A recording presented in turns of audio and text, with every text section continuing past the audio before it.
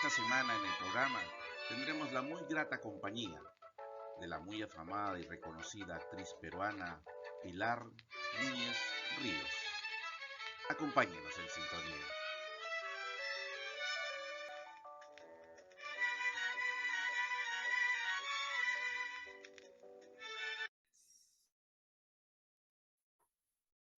Y bien, amigos, tenemos aquí a nuestra invitada anunciada, Pilar Núñez Ríos, una maestra, una actriz, una larga trayectoria, toda una biblioteca, diría Una yo, de memoria. conocimientos, y que hoy ha venido, nos ha concedido la oportunidad de poder conversar con ella para poder transmitirnos algunas de sus opiniones, algunas tal vez de sus miradas y también compartir algunas de sus experiencias.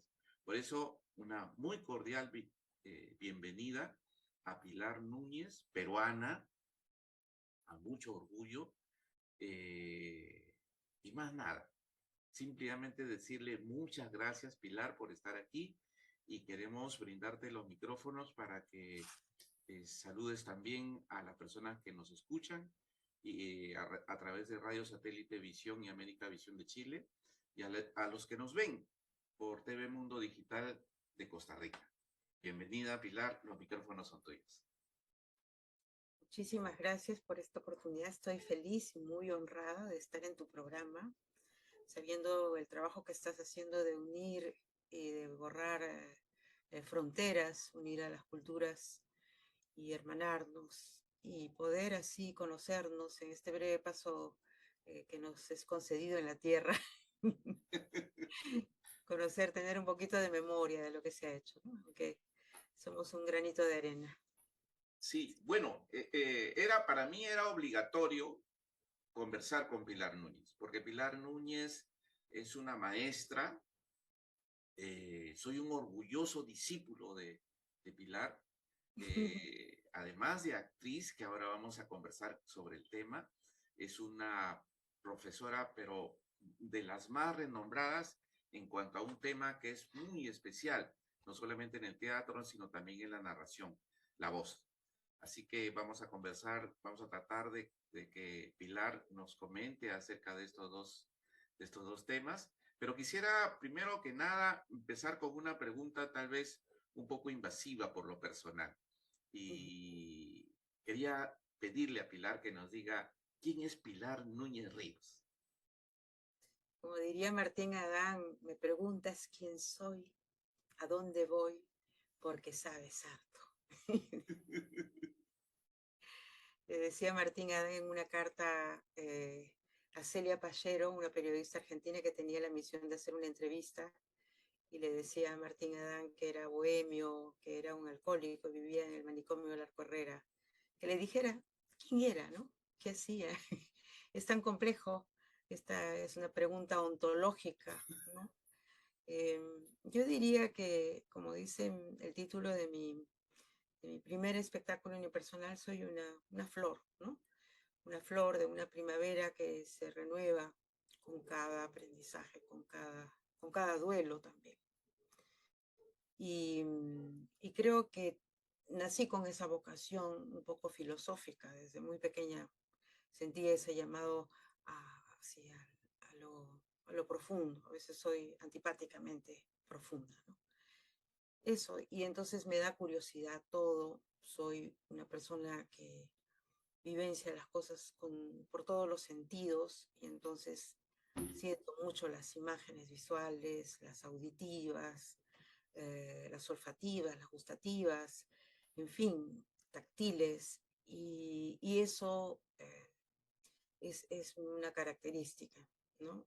Mía que siento que me perturba, pero también me sirve para mi profesión. Lo otro, que soy una mujer, ¿no? Una madre también y artista, ¿no? Me defino así, mujer, madre, artista. Y es artista, si me permites interrumpirte, Pilar, y es artista, por lo que nos estás comentando, es artista prácticamente viene desde su nacimiento, o sea, tú has nacido artista. o, hay o tú tienes antecedentes familiares de gente que estuvo dedicada al teatro o a alguna de las actividades que tú ahora realizas. Por parte de mi abuelo materno, era luthier, era guitarrista, ¿no? Era un guitarrista de la zona de Piura, muy conocido ahí en Piura y también en el Ecuador, Nicanor Ríos. Y por parte de mi padre, toda la familia hacía en esa propiedad que tenían cerca de Huancabamba, en una hacienda que se llamaba La Socha, ahí hacían tertulias, ¿no? Entonces cantaban. Mi papá sabía tocar muy bien la guitarra y cantaba los tangos, sobre todo, era una cosa, nunca, o sea, no sé, yo era su fan enamorada. Realmente tenía una intensidad, un ritmo, un rasgueo, una cadencia con el tango muy especial. Me, me, y sobre todo era muy estimulante. Él nos proveyó a todas de estímulos artísticos, o sea, nos llevó a lugares, nos hizo mirar la naturaleza de otra manera, nos hizo conocer la música clásica, las diferentes manifestaciones, en lo poco que tenía acceso él en ese momento, porque ellos habían tenido dinero cuando eran niños, pero después ya no, y después él entró al ejército un poco obligado por las circunstancias, entonces no era común ver a un militar en todas estas, un militar de carrera, es decir, desde soldado, ¿no? Llevar a un concierto o comprar discos de música clásica. Él lo hacía, los cultivaba, ¿no? Y eso me hizo saborear no solamente eso, sino que creo que él fue el que propició todo este desarrollo de los sentidos, porque era muy creativo. Algunos decían como que tenía, en esa época no era diagnosticado, pero que tenía déficit de atención, porque era tan versátil, tan variado, tenía tantas curiosidades, entonces podía llevarte a comer o llevar a la casa cosas que no se usaba comer. O sea que comidas raras en esa época nunca habíamos comido hongos, por ejemplo, y él los conseguía para que nosotros aprendiéramos. La brócoli tampoco era común, y así, y después nos llevaba al mar a recoger muis, y tampoco en esa época se comía muy, pero él decía que era lo más parecido a la cucaracha y que el mundo como iba, en algún momento íbamos a tener que comer cucarachas, teníamos que estar preparados, ¿no? Cosas así. O nos llevaba a lugares intrincados, solitarios o riesgosos, porque él era un atleta, ¿no? Era buzo, era atleta o sea, de competencia, de esgrima, era campeón de esgrima, era también corredor, eh, tenía una agilidad mental muy grande, ¿no? Entonces, yo creo que de ahí, y del otro lado mi madre, que era una buena maestra, entonces, aunque no cantaba tan afinada, pero nos inculcaba la recitación, las canciones muy simples de infancia, porque ella enseñaba en un pueblito, ¿no? En Ayabaca. Y creo que entre los dos nos fueron dando alimento artístico bastante, ¿no? Y siempre se escuchaba música, ¿no? Música, como te digo, que mi papá conseguía con esos discos de carbón que yo atesoraba. O sea, todo lo que caía en mis manos, de repente era Chopin, yo lo sentía como que me lo había escrito para mí. Entonces el disco lo guardaba, lo ponía y estaba ahí, o de repente Sherezade de Rimsky-Korsakov, o sea que lo escuchaba hasta que me lo aprendía de memoria, ¿no? Y después lo bailaba. No habían recursos para una clase de ballet, pero yo ya bailaba con esa música. Sentía, y claro, en mi familia ya estaba, ya habían perfiles, ¿no? Entonces mi hermana mayor pintaba. Entonces ya ella era la artista, ¿no? Nosotros teníamos que hacer otra cosa, pero yo fui una buena espectadora. O sea, veía cómo mi hermana aprendía el acordeón, cómo cantaba, cómo recitaba en público, cómo pintaba, y estuve esperando mi momento, ¿no? Y perdóname si te interrumpo, perdóname si te interrumpo. Y tu momento llega en el año 78, cuando empiezas a formar parte de Cuatro Tablas, o No, antes. antes, en el año 72 o antes, cuando estaba en Iquitos, porque lo cambiaron a mi papá a Iquitos, tuve que cantar. Y entonces fue delante de las monjas en Iquitos, de los Sagrados Corazones, y canté y a todos se les pararon los pelos y a mí también. Que era la canción esta en español, Al Maestro con Cariño. Y era una canción que marcaba que ya me iba a ir de Iquitos, iba a regresar a Lima. Entonces yo estaba emocionada y ellos también. Entonces sentí escalofríos, ¿no? Y también ese año también me entregaron un premio por una composición que hice sobre mi madre, un premio de poesía. Y, y era una chica que en medio de Iquitos, del calor de Iquitos, me encerraba en la biblioteca del Club de los Militares a leer, ¿no? O sea, sí tenía esta solitariedad o soledad de los artistas, ¿no? Necesitaba ciertos momentos, ¿no?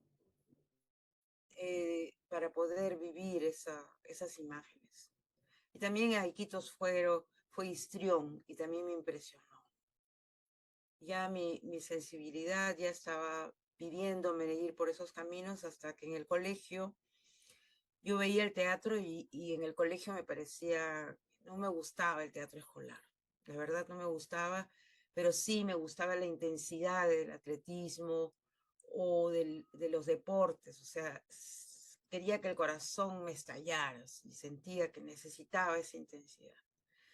Que cuando vi una película, terminando el colegio casi, me impresionó tanto, que era la película con José Ferrer, una película antigua sobre el Moulin Rouge, sobre Toulouse-Lautrec. Esa vida tan intensa me impresionó tanto que quise montarla como los niños, los chicos de mi barrio. Y no, a la función no quisieron ir porque se chuparon, pero yo me quedé y comencé a hacer todos los personajes, estaba improvisando y mi hermana me vio y me reconoció, o sea, reconoció en mí, porque mi hermana tiene ese don, reconoció en mí la vocación y me guió directamente al teatro de la Universidad Católica. O sea, yo acabé el colegio ya preparada para presentarme a la universidad, tenía 15 años y me presenté con el ansia de entrar a esa escuela de teatro a los 15 años. Entonces, con esa experiencia así de cerrar los ojos, imaginarlo y hacerlo con el cuerpo, que es lo que vio mi hermana, ese es el primer momento que yo siento así más cerca a lo que es ya estar en el teatro.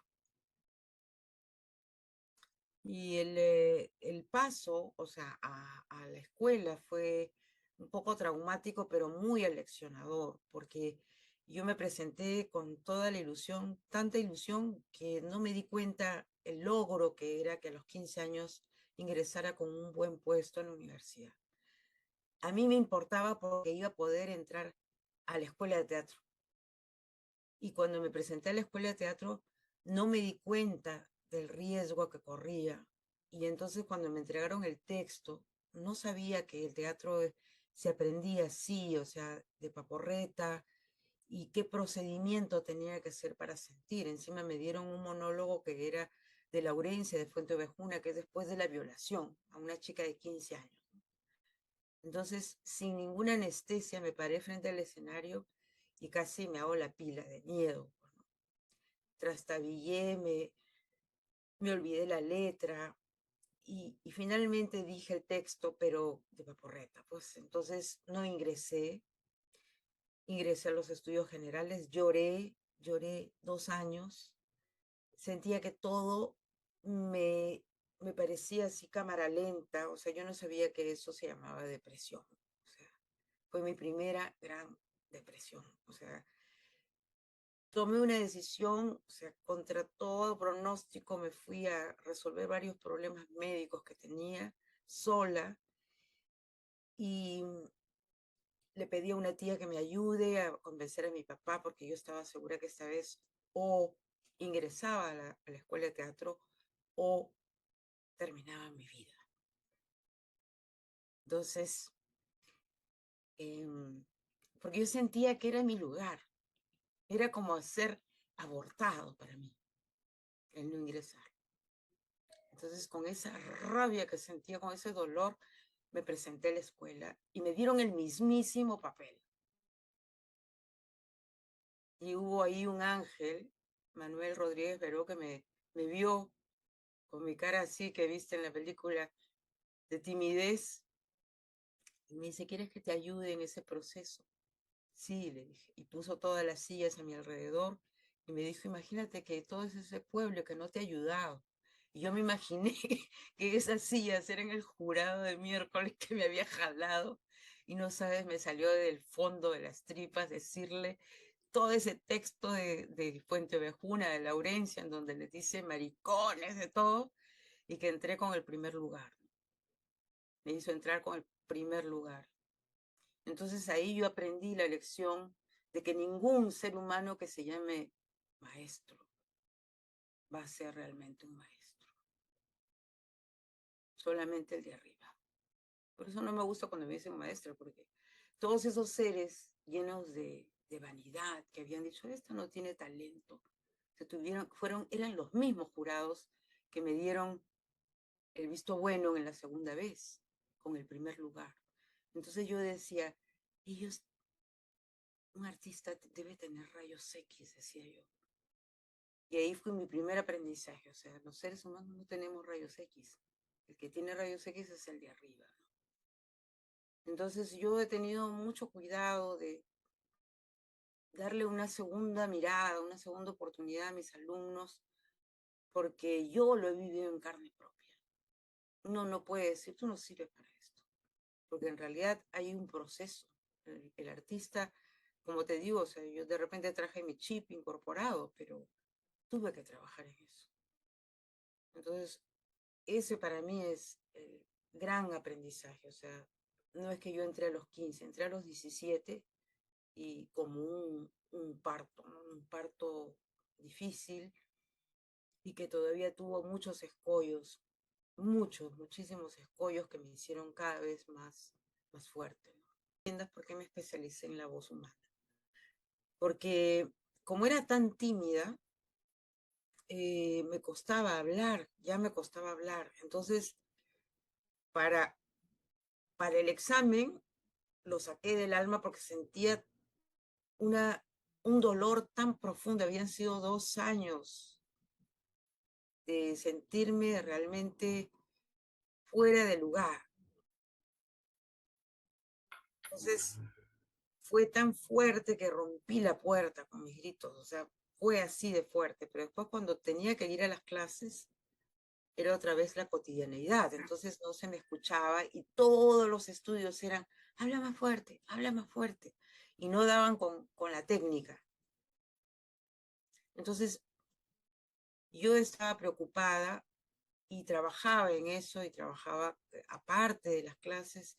Iba a la casa de Margarita Ponce y le pedía clases aparte, clases de voz, de canto clásico, y me decía, Pilar, tu voz es afinadísima, pero tienes una voz pequeñita. Y no tenía cómo sacarla, pero yo intuía en su manera de ser de esta profesora, cuando ella bajaba la mirada, veía su manera tan sensual de moverse, de cruzar la pierna, que yo reconocí esos rasgos, o sea, de sensualidad, de libertad que tenía ella como algo que me faltaba. Y decía, ¿qué cosa podría guiarme a esa cancha que tenía ella? CC, dicen, cancha y concha, ¿no? ¿Qué cosa podría guiarme? Y de pronto, en ese trance de encontrar mi voz, Cuatro Tablas, que era un grupo que nos habían llevado a ver, pero que era un grupo marginal para el circuito de las escuelas o el circuito de la universidad, porque eran todos de provincias, todos, por decirlo de alguna manera, cholos, menos el director, que era chalaco, pero era como temáticas también y una estética del cuerpo, o sea que todo eso hacía que fueran como marginales, ¿no? Ellos realizan un encuentro internacional y en medio de los profesores se invitan al Roy Hart Theater, que era un grupo fundado por un inglés que estaba basado en la investigación sobre la voz humana.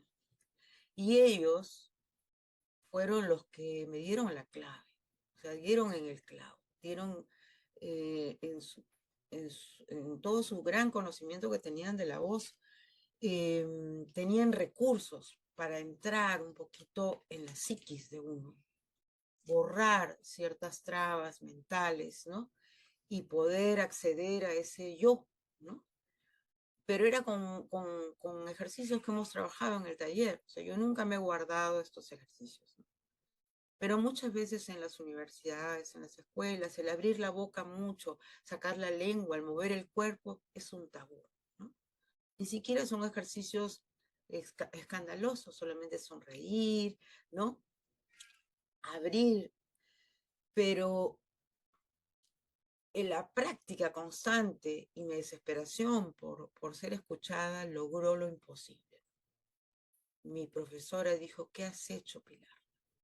Ya no te tengo nada más que enseñar en ese sentido. O sea, tu voz ha crecido, eres un monstruo, me dijo. Ahora te puede escuchar hasta detrás de la Plaza Macocapa, ¿no? O sea, ha crecido, ¿qué has hecho? Y le expliqué, ¿no? Y es ahí donde, después de esa experiencia y de otras, conozco, me acerco, me van a buscar los Cuatro Tablas y poco a poco me ofrecen empezar a colaborar con ellos y luego me ofrecen como a nadie, porque a nadie le han ofrecido nunca pertenecer a Cuatro Tablas. Normalmente tenías que pasar un procedimiento de talleres. A mí me dijeron, ya pues decídete, ¿vas a entrar o no? ¿No? Y y entré. Claro, yo ya tenía una formación de 4 años en la escuela y entré a ser pupila. Pupilaje significaba, o sea, otra escuela. Y esa escuela duraba primero 3 años, o sea, además de los 4 tenía 3 años más. Y después 4 años de práctica como actriz. O sea, 7 años más tenía que estudiar. Y mi familia ya estaba hasta la coronilla del teatro, querían que ya me reciba de literata, ¿no? Y ahí me quedé en Cuatro Tablas, desde el año 78. O Y sea, desde hace allí viene, 44 años en Cuatro Tablas. y desde allí viene tu especialización entonces por el tema de la voz y el cuerpo. Sí. La voz es un miembro más del cuerpo, ¿no? Quisiera, Tendríamos... si tú me permites, quisiera hacerte una pregunta que yo creo que, que va a ser muy útil y que más de una persona va a quedar satisfecha con lo que tú nos vas Yo te he escuchado antes sobre esto, por eso es que en el afán de compartir, porque este programa tiene el interés de compartir lo que tenemos, ¿no? Y lo que sabemos también. Y por eso quiero hacerte esta pregunta. La voz, tú nos has comentado sobre tu propia experiencia que puede transformarse y transformarse desde algo muy pequeño a algo muy potente, muy grande. Eh, ¿Cómo podrías tú describir eh, ese proceso, ese cambio, esa transformación? ¿Cómo podrías tú decirnos de alguna manera, con tu manera didáctica, que esto se produce, que es factible y que no existen voces en realidad pequeñas. Mm. Eh, yo creo que el trabajo con cualquier, el trabajo tiene que tener un objetivo. Eso es lo que va definiendo como un puerto. Entonces, en mi caso, yo quería que se me escuchara. Y ese objetivo tenía un para qué, ¿no es cierto? Siempre tuvo un para qué. Quizás era una falla trágica, como dicen los griegos. O sea, la falla trágica era que yo veía que si algo me sacaba del teatro, no iba a poder vivir. O sea, yo soy una de esas actrices sin concesiones, porque yo soy como un pez, o sea, necesito ese líquido que, que es donde vivo. Entonces yo necesitaba desarrollar ese elemento porque sin ese elemento iba a ser expulsada de ese lugar, ¿entiendes? Entonces mi primer objetivo era el volumen, quería más volumen, tenía una afinación natural. Entonces, en ese momento, la educación de la voz tenía un formato, que era un formato tradicional. Yo necesitaba otro formato y lo encontré en la gente del Roy Hart, en Richard Armstrong, Hosanna Luca, y luego conocí a Alfred Wolfson, ¿no? El mentor de ellos, el que les había mostrado la ruta. Y eso me llevó a un nuevo tipo de trabajo vocal que es lo que el siglo pasado, a finales del siglo pasado, comenzó a definirse mejor, pero todavía se arrastra un tipo de pedagogía que es muy vertical. Yo apunto más a una, no, antiguamente se hablaba de la magia de la voz, o a mí me decían, o sea, que era una especie de hechicera, de esto que hacía cosas que ya ayudaban a los demás a abrir la voz, pero de una manera mágica. En realidad no es así. Yo soy ahora mucho más sencilla, más concreta. El alumno, la persona que tiene que trabajar la voz, tiene que conocer su cuerpo. O sea, tiene que conocer la epigénesis, tiene que conocer cómo se formó el feto y cómo se formaron los canales de la voz y cómo ahora tú tienes una serie de órganos, cuál es su anatomía, forma, función. Conociendo la función y la forma de los órganos, ya no hay nadie que te engañe. Y ahora sí hay imágenes. Antes tenías que sentirte, imaginar y ver láminas. Ahora hay 3D, resonancia magnética. Y eso hay que mostrarle al alumno para que sea independiente. No es que Pilar te dio el don de la voz, no, te enseñó la ruta, porque yo no voy a estar siempre acá, ¿entiendes? Eso me parece importante porque eso es parte de mí también, la libertad, ¿no? Entonces quiero que mis alumnos y las personas sean libres, tengan los elementos de anatomía, fisiología y luego algunos buenos consejos que me los han dado mis maestros de todas las latitudes que he tenido, o sea, lo que a mí me ha sido útil para, para distintos objetivos, porque la voz tiene distintos objetivos y también hay una voz hablada y una voz cantada, un canto lírico, un canto popular, un canto también gutural, un overton, hay distintos registros de cantos, ¿no? Entonces, resonadores. Entonces, uno debe buscar un poquito con claridad cuál es el primer objetivo para después ir o de la lana pura haciendo una fibra o de la lana pura la fibra y luego teñir la fibra o hacer una chompa, o sea, algo más complejo, posterior. Entonces hay distintos objetivos, niveles, etapas. Sí. pero siempre se parte del conocimiento, el conocimiento de la materia prima.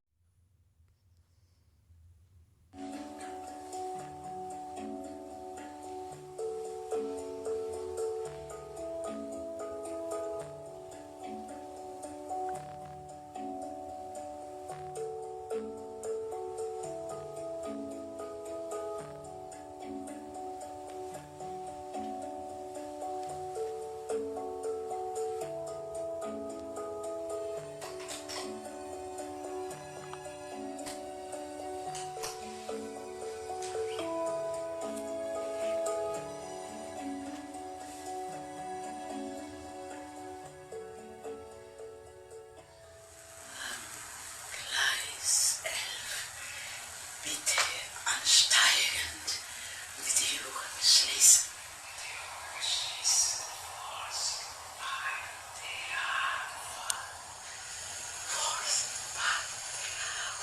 Vorsicht,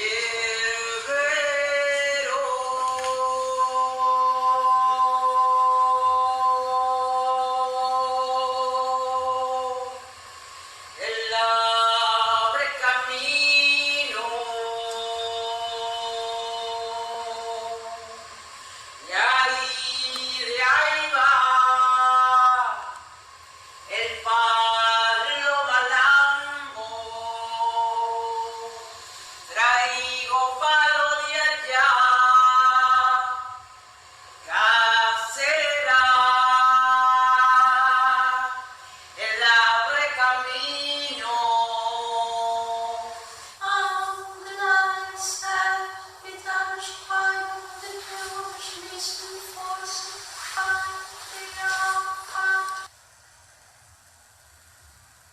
Am Gleis 11 bitte ansteigen, die Türen schließen, Vorsicht bei der Abfahrt.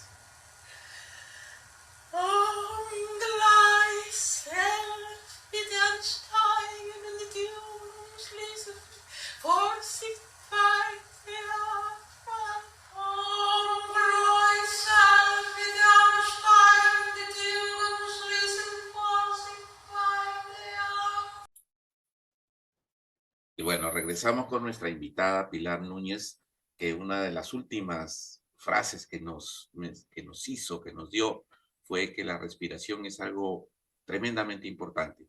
Como que lo primero que hace el ser humano al venir a este mundo es respirar, como lo último, Así es. que es exhalar y terminar de respirar. Y entonces, quería preguntarte, Pilar, en tu opinión personal, ¿cómo deberíamos nosotros tomar este tema de la respiración? En especial aquellos que estamos en el mundo de las artes, en el mundo de transmitir, en el caso, por ejemplo, puntual de los narradores, que tratamos de transmitir imágenes mentales a través de nuestra voz, ¿no? Nuestra voz tiene, como siempre se ha dicho, la voz tiene un poder, pero ese poder puede magnificarse como puede desaparecerse cuando no se conoce el efecto o las formas en las cuales se puede manejar la voz. Entonces, y tú nos has estado explicando en el segmento anterior que todo esto es en realidad un complejo mecanismo que tiene que ver con el cuerpo, con la voz, con el sentimiento, pero que tiene una relación muy estrecha con la respiración. Así es, somos un todo. ¿M? Nos hemos demorado un poco en entender eso porque debido un poquito a la cultura mundial, ¿no? A cómo en Occidente se nos ha formado, se ha ido quizá para poder la ciencia avanzar, considerado como una dualidad, ¿no? Cuerpo, mente o cuerpo, espíritu. Y todo lo concerniente al cuerpo, como no le convenía a la ciencia algo tan no objetivo como era la vista, los sentidos, sino que todo tenía que tener argumentos o como tesis, hipótesis, ser demostrado. Entonces el cuerpo como que tenía una se le definía como algo inestable, ¿no? Que no ayudaba a la ciencia, entonces perdió valor un poco.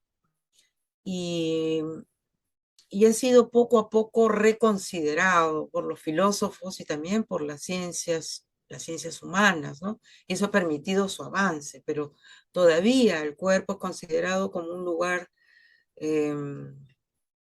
o como un espacio en el planeta eh, efímero, inestable y también hasta pecaminoso, ¿no es cierto? O sea, porque el cuerpo está lleno de tentaciones, también por los sentidos. Entonces, es una miseria el cuerpo en esta cultura. Sin embargo, como todo entra por la vista, todo el mercado que hay sobre el cuerpo es muy grande, pero de mucha apariencia. Entonces, redefinirlo como un espacio tan personal que necesitaríamos hacer cálculos infinitesimales y multiplicar las posibilidades de lo que ha hecho la vida para podernos crear como cuerpo a cada uno de nosotros, una serie de combinaciones para revalorizar por qué estamos acá y por qué tenemos que tener la paciencia de descubrir cómo funcionamos, cómo es cada parte y cada función de nuestro cuerpo. Y una de las fundamentales, como has dicho tú, es la respiración, ¿no es cierto? Entonces, el desarrollo de la inteligencia del ser humano, para mí, o sea, parte de un desarrollo propioceptivo. O sea, si nosotros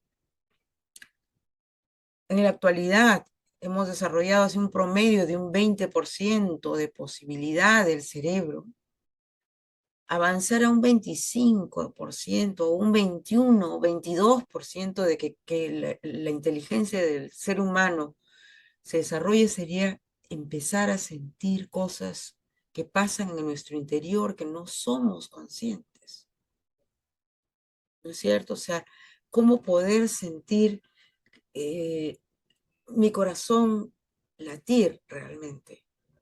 Hay gente que se concentra y lo logra, pero no todos nos fijamos en eso. Y la respiración es una cosa que sí podemos controlar de alguna manera, sí podemos acercarnos, porque tiene una parte que es consciente cuando uno dice, espérate, voy a respirar lento, y lo hace lento, o sea, es voluntaria, ¿no?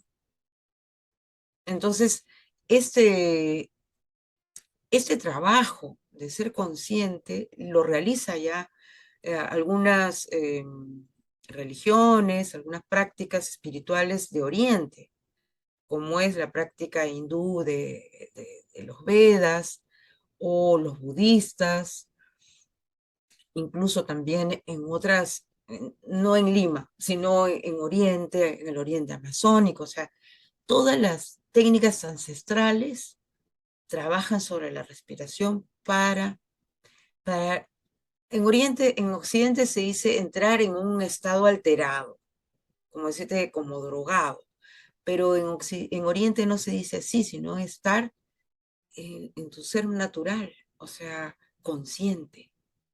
Entonces, hacer como un focus en la respiración es, es un acercamiento que lo van a hacer las personas que están interesadas en algún tema somático, o sea, del cuerpo vivo, que tienen que ver con el yoga o con la meditación, no, pero no todo el mundo, porque a alguien le dices, cálmate, respira, y te manda al diablo, ¿no? Porque te respiras, fuera de acá, que voy a respirar, estoy molesto. O sea, ni hablar de respirar. O alguien tiene cáncer o alguien tiene algo y le dice, pero parte de tu respiración, ¿qué? Ya estoy en la quimio, ¿qué voy a respirar? Pero realmente ese punto de la respiración es el alfa y omega, pues. Porque si no hay calidad en esa respiración, en la gasolina, en el oxígeno que estamos tomando, entonces no va a haber calidad en nada. Y entonces el aprendizaje de estos ejercicios que vienen de Oriente, que son bien claros, ¿no? La respiración pránica, la respiración que habla Tai, o sea, de la conciencia plena, del inhalar y sentir el paso, o sea, instantáneo, o sea, instante tras instante por nuestros órganos. Es una práctica, o sea, es un ejercicio que nos transforma en seres más inteligentes, más sensibles.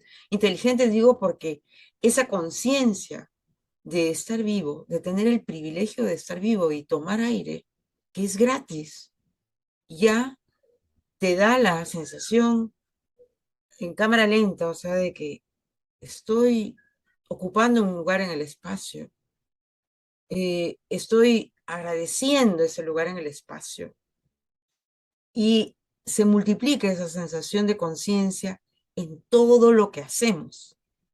Y entonces se vuelve una práctica generalizada de agradecer. Agradezco los dolores también, el haber ingresado a la escuela de teatro, porque de eso aprendí, de cada cosa que hago. Entonces es una conciencia del instante, o sea, del presente, pero a la luz de eso, presente, de estar vivo, todo se agradece. Se agradece lo pasado, lo porvenir, y estás en el momento presente exacto para poder actuar. Porque cuando vas a actuar, tienes miedo, pues. Pero cuando estás presente, ya no tienes miedo, porque ya no te acuerdas de los temores, ni te acuerdas de las proyecciones, de los terrores que podrían suceder mientras estás actuando, o de las preocupaciones familiares, sino que estás agradeciendo el aire que está entrando y está saliendo. O sea, te está enseñando a estar en la mera coordenada del presente. O sea, no hay atrás, adelante, estás ahí. Esa es la primera enseñanza de la respiración hacia el objetivo de una conciencia plena, que es de lo que habla Tai, ¿no? Este filósofo acaba de morir el año pasado, vietnamita, y que nos enseña realmente tantísimo, ¿no? Y que eso aplicado a la educación somática, a la educación del hombre sobre el cuerpo vivo, o sea, sobre sus funciones, para hacerse mucho más propioceptivo, o sea, que ha desarrollado la propia percepción, ¿no? Entonces, cuando uno es capaz de sentir lo que está ocurriendo en nuestro cuerpo, es capaz de escuchar al cuerpo cuando te dice, este, estás, estás alterándote, estás preocupándote más de la cuenta, estás comiendo mal, ¿para qué estás tomando esta sustancia? ¿Qué es lo que te produce el tabaco? ¿Te produce más energía? ¿Qué te produce el café? ¿Necesitas más energía? ¿Para qué? ¿No? Entonces, ¿cómo lo puedes lograr? Y el cuerpo mismo te responde. O sea, te dice a veces, descansa y ya no tomes café, descansa, duerme y vas a ver qué despierto vas a estar mañana, ¿no? Entonces, es así como uno, a través de esos ejercicios básicos de respiración, va comenzando a escuchar el cuerpo. Y entonces es más fácil escuchar al otro cuerpo cuando tú te sientes.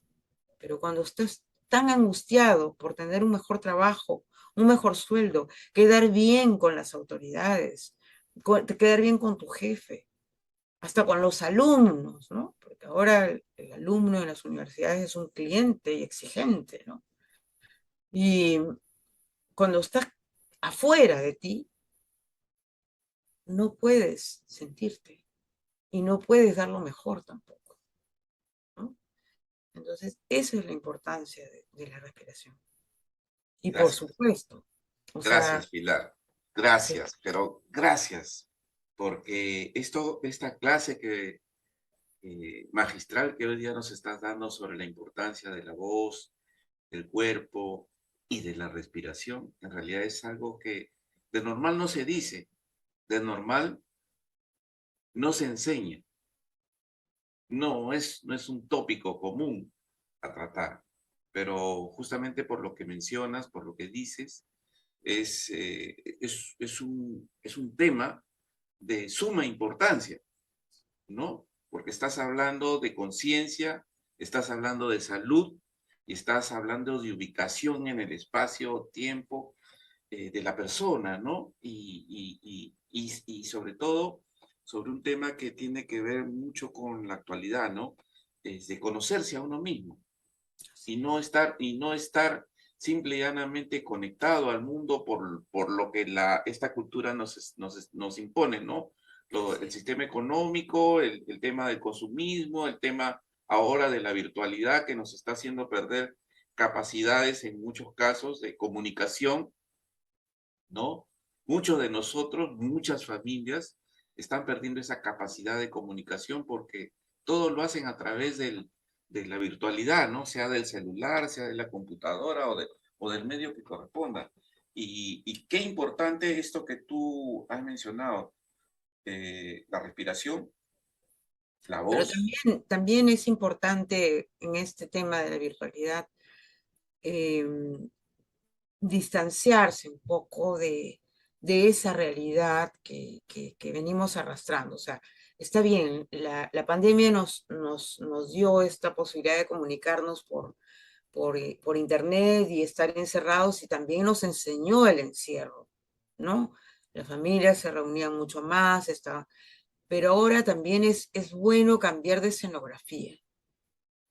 O sea, yo creo que la gente le parece más fácil salir al doctor que salir simplemente por salir, ¿no? Entonces, o las citas son virtuales, entonces me duele acá y le duele acá porque no se mueve, pues, en la casa, ¿no? O tengo el colesterol alto, tengo esto, lo otro, por sedentarismo. Hace frío, sí, pero en otros países también hace nieve y los viejitos salen con su abrigo, ¿no? Entonces, es esta, como decir, que nos falta cierta movilidad, ¿no? Ponernos en otro lugar, en otra escenografía, o sea, decir, a veces uno ve las fotos de alguien que está en Aruba o así. Bueno, no tengo Aruba, pero para mí el malecón de Barranco, o Agua Dulce, caminando, ya es otra escenografía. O caminar en cualquier parque, En cualquier lugar, así, en ¿no? cualquier lugar, ¿no? Que son cosas que estamos Pero perdiendo. como Claro. tarea, o sea, de acá a donde me lleve la vida, o sea, faltará un año, faltarán 20 años, ¿sí? Y voy a seguir arrastrando los pies en mi casa porque todavía sigo en los 2, 3 años de pandemia. No, o sea, tengo que salir, usar mi cuerpo, ¿no? Y eso, ya, o sea, despejarnos, o sea, tengo como promocionales, como dices tú, coetáneos, que, que están en esa nota y están llenos de citas con los doctores, ¿no? Y ahí sí escuchan a su cuerpo. O sea, que el cuerpo le está diciendo, ¿sabes qué cosa? Tengo un montón de colesterol. Pero no cuando le dices, come un poquito tal cosa. No, ya tengo mi pastilla. O sea, la pastilla es suficiente, pero no es así. La maquinaria corporal, el instrumento, el espacio que soy yo, necesita uso. Ejercicio. ¿Mm? Sí, pero ejercicio no en la Sí, mentalidad claro. del gimnasio Claro, claro. mecánico, sino de... El como- ejercicio, eso que tú has mencionado, el ejercicio pleno del cuerpo, el cuerpo requiere de esta es una máquina y esta máquina requiere un combustible, y combustible principal, ¿no? Es el oxígeno, la respiración, claro, la pero no alimentación. solamente, o sea, mira, cuando yo toco mi cabeza, ya estoy haciendo un ejercicio, porque mi brazo se está levantando. Cuando yo estoy imprimiendo la huella de mis dedos en mi cara, ya estoy sintiendo además consuelo, ¿no? Entonces, en este mover mi cuerpo, que puede ser mínimo, ¿no? Empiezo la danza de mi cuerpo. Y cada vez más, y así, cada día un poquito, un trecho más chiquito, hasta que ya se abre todo mi cuerpo. Pongo mi música criolla, mi salsa, mi música clásica, me muevo los hombros. Y así, poco a poco, hasta que ya me hago una experta y quiera salir de mi cuarto, y quiera salir de mi casa, y quiera salir de mi barrio, y quiera salir de mi país, o sea, moverme. Y si Pilar, estoy en la para cama, movernos, permíteme interrumpirte. Tú tienes bueno, no es un trabajo reciente este que tú estás reiterando. Flor de Primavera, es un trabajo que es una reedición 39 años. pero es un trabajo hermoso, muy hermoso. A mí me cabe la satisfacción de haberlo espectado hace no mucho tiempo, hace en realidad muy poco. Sí. ¿Podría comentarnos de manera resumida este espectáculo? ¿A qué se refiere? Flor de Primavera. Es un espectáculo que, como te dije, o sea, yo tengo vocación un poquito por la filosofía, ¿no? Entonces, es como una caja china, ¿no? Unas cajas chinas, o sea, como las muñecas, las matrioshkas también. Entonces se llama Flor de Primavera por varias razones. La más directa, digamos, fue que yo quería un nombre que diera la sensación de la vida, ¿no? O sea, como la vida después de la muerte, la vida que no tiene muerte, sino que es como la primavera, o sea, que las flores en el invierno se secan, pero los bulbos permanecen en la tierra y cuando viene la primavera otra vez, vuelve a brotar la flor. Y entonces es la vida, es la ley de la vida. Pero así también la vida en sus diferentes etapas, o sea, por los dolores, por los duelos, nos hace morir cada vez un poco y uno se pregunta después de cada duelo, dice, ¿quién soy? ¿No? Entonces, ese como ave fénix que somos, es esa metáfora de la flor de la primavera. Y también representaba, por otro lado, una historia que había contado Eugenio Barba, que contaba la anatomía del actor, o el secreto del arte del actor, que venía de Oriente y que hablaba sobre el artista, que el artista debe tener en su proceso de iniciación y de trabajo el objetivo de aprender un oficio, el secreto del oficio que le permita que cuando se acabe, o sea, cuando muera esa belleza de juventud, él tenga la semilla de esa eterna primavera, o sea, el arte, ¿no? O sea, el arte de transformarte, que, que ya no es ay, qué lindo, que era joven, y me decía el zapatito viejo, chueco, porque era joven, qué lindo está haciendo, sino que ya eres viejo y ya no tienes la belleza del jovencito, pero haces bien tu trabajo. Entonces, esa semilla que decía que había que captar mientras uno aprendía el oficio, era la semilla de la vida eterna, ¿no? Entonces, eso es lo mismo también que representa Flor de Primavera. Y que para mí, cuando lo creé hace 39 años, yo hacía de vieja y el último personaje era una niña. Y estaba más cerca de la niña que de la vieja, pero ahora estoy más cerca del primer personaje, de la vieja. Y el reto es que lo hago 39 años después y todavía la gente se asombra y le gusta. Entonces digo, wow, o sea, logré cultivar esa pequeña semilla, porque el espectáculo no está muerto, ¿no? Y está vivo. Entonces lo hice bien, lo hice bien. Qué bien. Y también, por otro lado, esa frase, flor de primavera, cuando yo estaba barajando los nombres, escuché a mi sobrina, que era una niñita chiquitita, pues de 3 años, 4 años, que grabó un cassette para su papá y le repetía, flor de primavera, flor de primavera, flor de primavera. Y así por un largo tiempo, pues serían, no sé, pues 10 minutos de flor de primavera. Entonces cuando su mamá le preguntó, ¿y por qué dices tanto eso?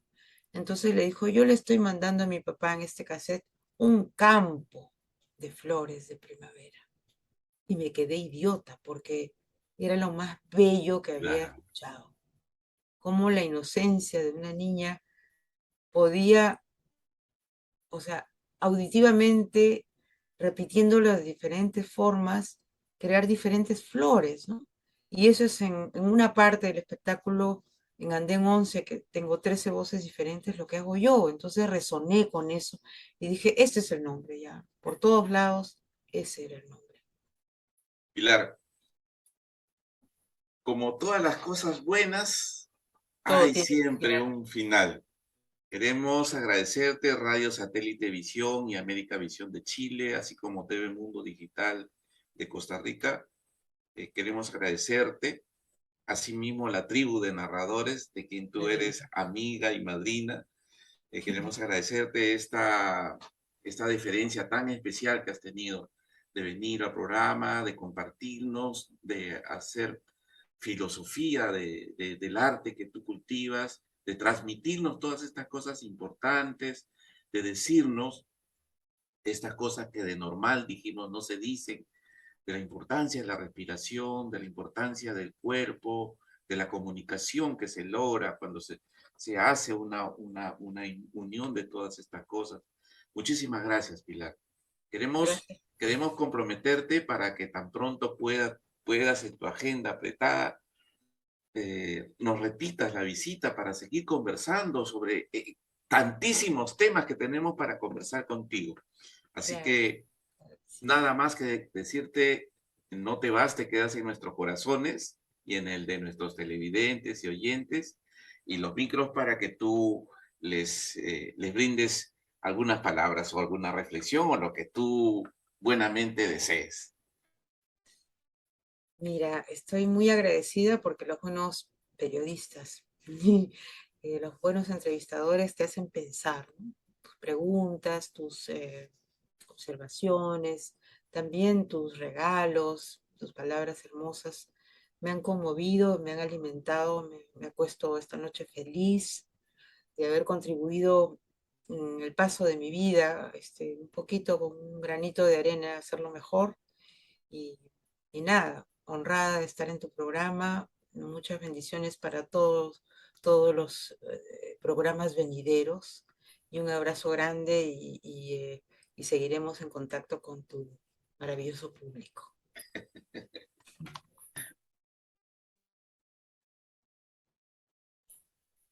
Y bien, le decimos hasta pronto a Pilar Núñez Ríos y hasta pronto, amigos. La próxima semana nos vemos en el mismo horario. Muchas gracias.